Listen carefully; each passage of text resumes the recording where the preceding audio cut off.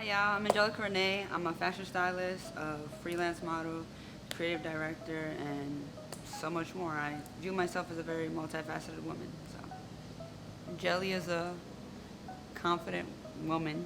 Um, Jelly is my childhood nickname, and I feel like I've stuck that through as an adult because it does capture my personality. And I feel like Jelly is my funner side, and Angelica, which is my government name, is more my serious side, my work side. Everything that I go by would be business-wise as Angelica, but my everyday persona is Jelly. Yeah.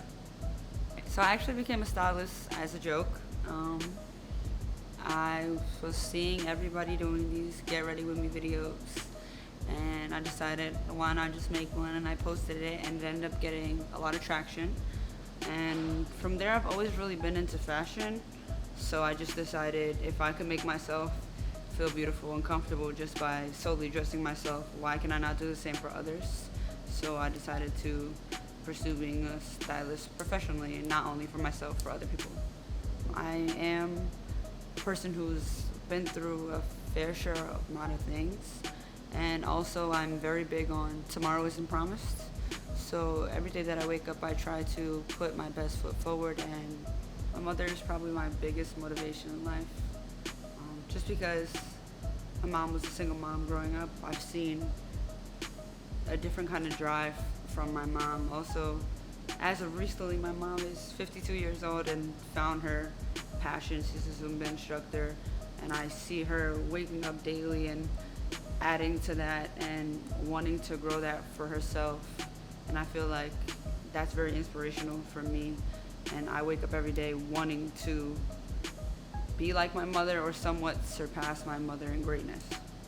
I actually do think that I adapt to specific styles that I see. I feel like that's everybody who's into fashion. You adapt from styles that you see and decide to make it your own.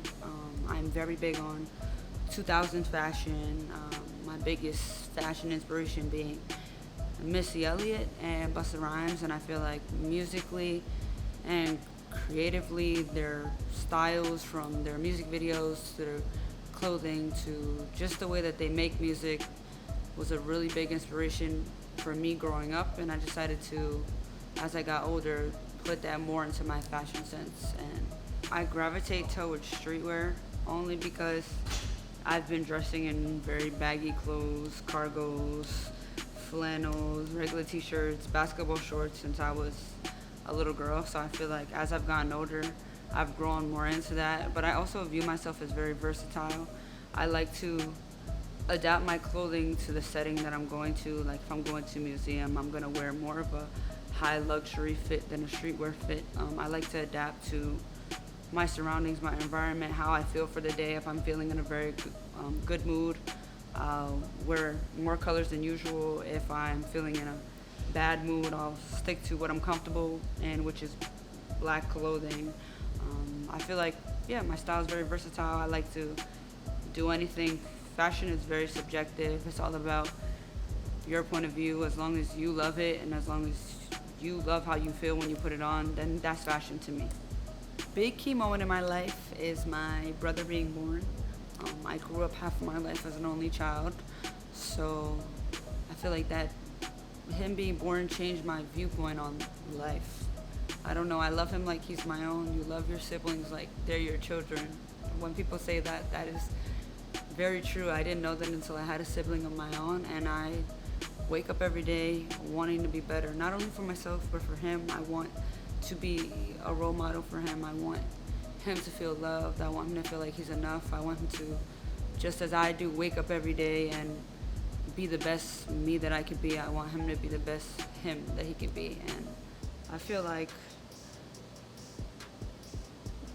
COVID was a key moment for everybody at that point. Like the year of 2020 is not to be forgotten, only because I was enrolled in college and I decided to take a break and stop for my mental health. And I think once I got situated with my mental health and decided to take that break is actually when my love for fashion expanded, because everybody was home. I was in quarantine. I was watching YouTube videos.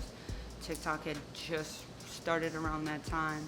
And I feel like my drive and inspiration from being home and being solidified for so much time, like a switch changed in me. And I feel like from then is when I was like, okay, every day I want to put everything on how I feel like I want to put it on. I want to feel comfortable who I am. I want to love every day. I want to take every day and make it better for myself. And not only for myself, I'm very big on believing you should make somebody's day, one person's day, better in one way every single day, because it'll come back to you, good karma. And I just feel like that's a very monumental moment for me personally, and I feel like for everybody else.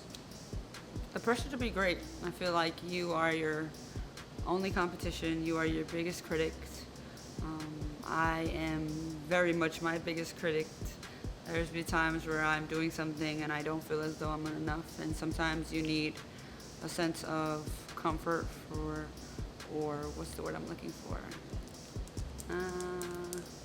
Reassurance from people in your life, and I feel like that's why it's important to keep people who love you around, because the pressure can be a lot.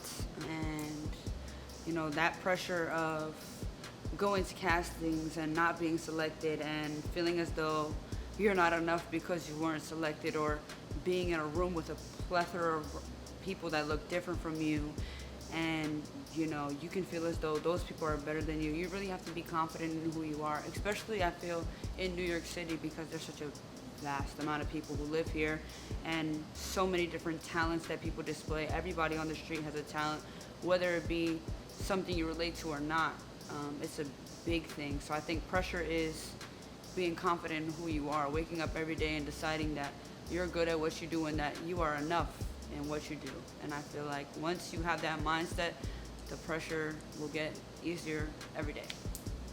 Again, my end goal is to be happy. To feel like I have given enough love in this world to fulfill a lifetime. I think if I were to want to be remembered by anything, I would want to be remembered as loving and kind and passionate and hardworking. I think that's what's most important, is leaving your mark on those around you and those for people who didn't know you. I feel like you want your name to be known, and I want my name to be known in a positive light, and that's my end goal, to fulfill my shoes the way I want them to be fulfilled, and you know, have Angelica be a name to be remembered. Be you. Like, those are two things that I heavily stand by. Be you in every way, shape, or form that you can be. Don't alter yourself to be something that fit in. Don't alter yourself to feel better about yourself in some way that other people are pressuring you to be. Also, trust the process, trust the journey. I have a tattoo that says trust the journey that is in my inner arm, so anytime I feel down, I look at it. I'm very big on stars. I think everybody that knows me knows I'm big on stars. Be a star. You were made to be a star. You are a star. You're a star in somebody's eyes, whether it be a family member, a friend, a coworker, a partner, a sibling. You are somebody, and even if you don't feel like you are somebody to others, be that somebody for yourself. Show up for yourself every single day. Show up for you how you want other people to show up. Love yourself how you want other people to love you. You are you. You know yourself the best. You can love yourself the best. And yeah, just be a star, be happy, shine your light, and yeah, just love yourself.